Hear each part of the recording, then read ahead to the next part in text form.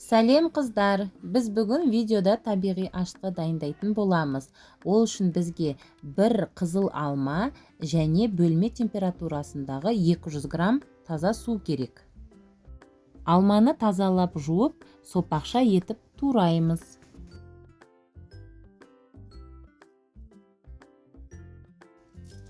Алма міндетті түрде қызыл болу керек. Басқа түсті алмалардан ашытқы дұрыс шықпай қалады.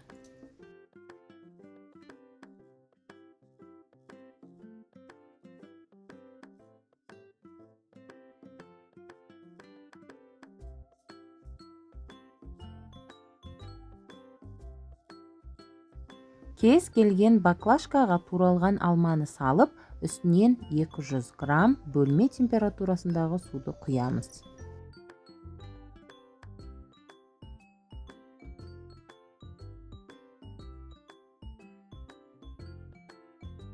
Қақпағын қатты бұрап жауып, оны 3 күн жылы жерде қалдырамыз. 3 күннен кейін ішіне газ толып су сарғайды. Енді сәл ғана газын жібереміз, толық шығып кетпесін.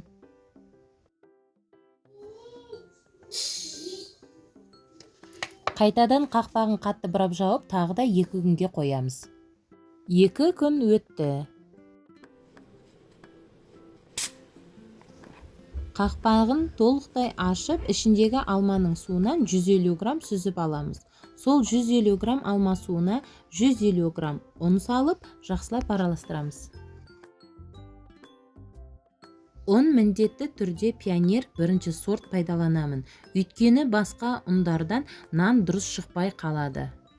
Ыдыстағы ашытқыға белгі қойыңыздар, 2 немесе 3 есе көтерілу керек. Көтерілген соң бұл ашытқыдан бір ғана нан шығады. Бұл видеода мен ең алғашқы рет закваска қалай жасалатынын айттым. Келесіде мен сіздерге ашытқы туралы басқа да ақпараттар айтамын.